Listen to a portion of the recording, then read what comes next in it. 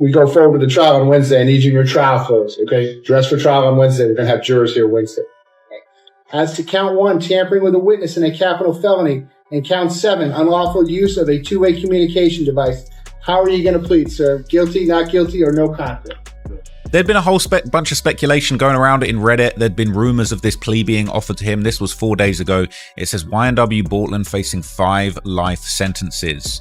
Should he stay solid or take the plea? Take the 16-year plea and be free after all those years, or stay solid to Melly and go? Could Bortlen really be getting shanked behind bars? That's the talk buzzing heavy right now. It all sparked after he cut that deal in the YNW Melly case. The second he stood in court and admitted to accessory after the fact, the internet stamped him with one word: snitch. And if you know prison rules, once that label hits your name, you're basically walking around with a bullseye on your back. I will accept your no contest pleas as to each. I'm going to find a factual basis to support each based upon my review of each electronic probable cause affidavit, as well as your stipulation in court here today.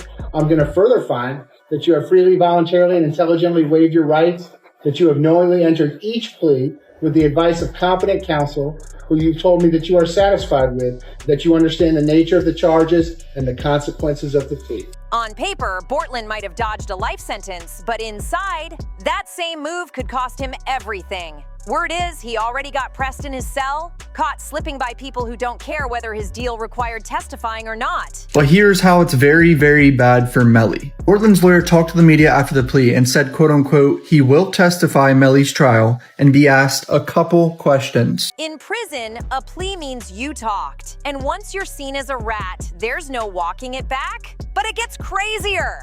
As whispers spread about Bortlen getting touched, new rumors started swirling around YNW Melly too. Allegedly, Melly's been moved into isolation. Some say it's for protection, others swear it's because he's plotting revenge. One day, someone's gonna walk into that prison and say that motherfucker there is a rat and show paperwork. Now, whoever's your friends, whoever you break bread with, whatever organization, race, color, creed, religion that he rides with, it's mandatory, one, that they get him removed from that cell block, put in PC. And if he's part of an organization or represents a certain religion or standards of a certain way of life that he represents, the people that live that way of life also will stab him, beat him half to death, extort him, and make his life a living hell. The rules in prison, as barbaric as it sounds, if you find out your bunky's a snitch, if you find out anybody's a snitch and you let them live peacefully, then your ass is gonna get dealt. Remember, if Bortlen's statement lands in court, Melly knows his shot at beating this case goes from slim to almost impossible. That turns this whole saga into a straight-up survival story. One man marked in the yard, the other boxed away, both trapped in a nightmare that started with the same murders back in 2018 and could now spill blood behind bars. At the end of the day, the rules of the jungle is the rules of the jungle. You know, when you call somebody certain things, every action gets a reaction. And this particular individual, everybody knew dude was a rider. You know, they knew he was about that life.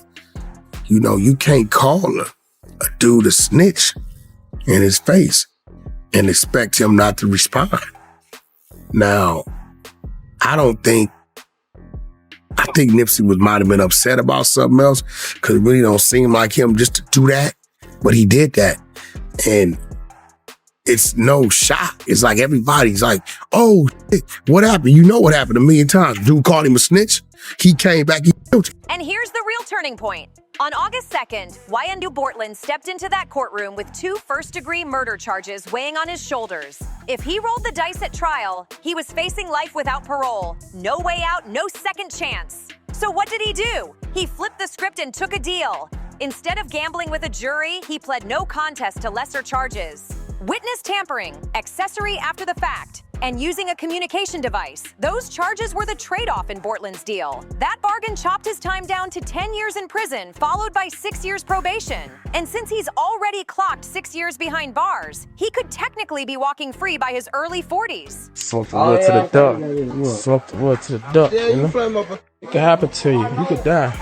Whatever can happen, like, you know, anyway, you know, like, it could just happen, like, you know, we dangerous, like, we pull up on you and like, you know, like your taco. I'm on house arrest. But this can happen, like, it can happen, like, whenever, wherever. But here's the moment that flipped everything. Standing in front of the judge, locking in that deal that shaved his sentence, but stamped him with a brand new label. On paper, it looked like a win, but the second the judge's pen hit the deal, the streets and the internet flipped it into something else entirely. Fans lit up social media saying things like, "I wouldn't blame him for taking this deal. They got nothing on them boys, just assumptions." His lawyer swore up and down it wasn't an admission of guilt, but people weren't buying it. To them, a plea is a confession, and in prison, that's deadly. Because once your name gets tied to snitching, it's not just a figure of speech. You're walking around with a glowing target on your chest. And tonight, disturbing surveillance video showing the murder of South Florida rapper XXXTentacion and the moments leading up to it. The 20-year-old was killed back in June, and 4 men have since been indicted. And the way that label spread was lightning fast. One fan even pointed out that Bortlen's own lawyer admitted he'd still have to answer questions in court. That tiny detail made the chatter louder, and in prison gossip, one rumor can turn into a death sentence. And let's not forget, prison politics are street politics. The same crews and gangs running the block outside are calling shots inside. If the streets think you folded on Melly, the people inside will enforce that code with no hesitation. That snitch tag doesn't fade. It follows you everywhere like a curse. Even a former inmate explained that once you walk through those doors with that reputation, you're seen as an easy target every single day. So while Bortlen might be thinking, "I'll be out in my 40s," the darker reality is this. He might not even make it that far if that label keeps spreading the way it already has online. What later happened is they realized a few things. When they asked where were y'all originating from, it became obvious, talking to multiple people and him, they came from a studio. They got the surveillance footage of the studio. 4 people entered like a SUV, but only 3 individuals showed up to the hospital. Where's the 4th? The 4th is Melly. They asked him about Melly. He was very, we dropped him off. Where? Somebody just picked him up. He was very vague. At some point, Melly had gotten out of the car. And if you think I'm stretching this out or being dramatic, let's check the receipts. Because rappers tied to that snitch talk, too many never made it out alive. Look at Nipsey Hussle in 2019. He was outside his Marathon clothing store in LA when Eric Holder Jr. pulled up. Prosecutors said Nipsey had just confronted Holder about rumors that paperwork was floating around, basically questioning if he was a snitch. Minutes later, Nipsey was gone. And in court, that exact conversation was called the direct trigger for his murder. That's how serious this label gets. It can flip a life or death switch in seconds. Even WAC 100 has broken down how that short exchange between Nipsey and Holder turned deadly almost instantly. Then, take FBG Duck out of Chicago. Drill culture was already vicious, but snitch rumors made it 10 times deadlier. Street whispers always tied his beefs and his 2020 murder to betrayal, paperwork rumors, and cycles of retaliation. It's given me the chance to clear up a lot of the confusion and just chaos that's happening online right now. It's clear that a lot of people just don't understand what has happened. In all, he was facing 5 mandatory life sentences if found guilty, plus an additional 75 years on top of that. And the facts of his plea are that he has pled no contest. That's very important because that means he has not admitted guilt. He's not admitted that he's done anything wrong, and he's certainly not admitted or given information about anybody else. He's been found guilty, but in exchange, the state has dismissed the murder counts, the conspiracy to tamper with a witness count, and the charge about directing the activities of a criminal gang. He's going to be sentenced to 10 years in Florida State Prison, followed by 6 years of probation with credit for time that he has served. There's even footage of Muwab practically exposing himself in the same case tied to Duck's death, proving how deep those street politics cut.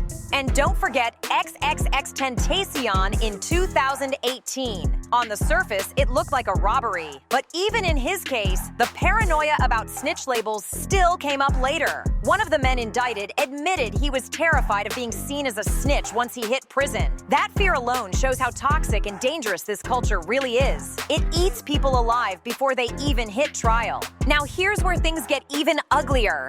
If Bortlen thought that deal was just about saving himself, he might have actually set Melly up for the worst. Remember, Melly's entire defense was built on denial. His lawyers swore he wasn't there, didn't pull the trigger, had nothing to do with it. But the second Bortlen put his name on that plea, Melly's whole defense strategy cracked wide open. And here's why. A plea deal almost always comes with strings attached. Even if Bortlen didn't flat out snitch, the state now has leverage.